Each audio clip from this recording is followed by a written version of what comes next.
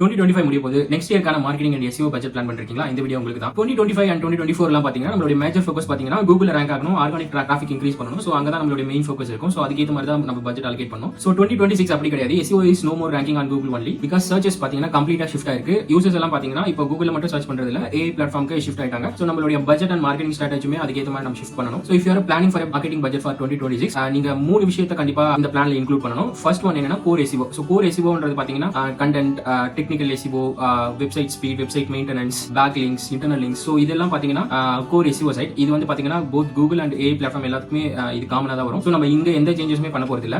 Second thing என்னன்னு பாத்தீங்கன்னா you should allocate your budget for AI Discovery.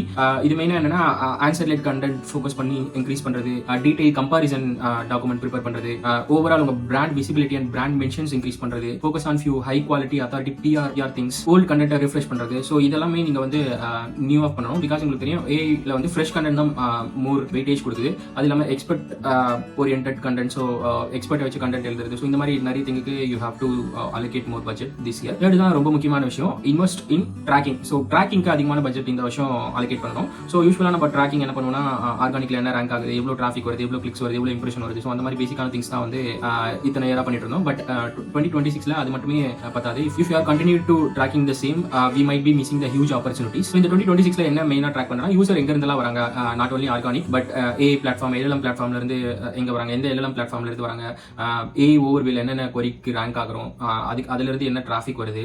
So AI visibility நம்ம overall brand எப்படி இருக்கு, AI விசிபிலிட்டியில நம்ம பிராண்ட் மென்ஷன்ஸ் எப்படி இருக்கு. ஸோ இந்த மாதிரி நிறைய டேட்டாஸ் நம்ம கலெக்ட் பண்ணணும். ஸோ அதுக்கேற்ற மாதிரியான டூல்ஸ் நம்ம கிட்ட வேணும். ஸோ அதுக்கேற்ற மாதிரி உங்க மார்க்கெட்டிங் பட்ஜெட் அலோகேட் பண்ணுங்க. ஸோ இந்த மூணு விஷயத்த மெயினா வச்சுக்கிட்டு உங்க 2026 பட்ஜெட்டை பிளான் பண்ணுங்க.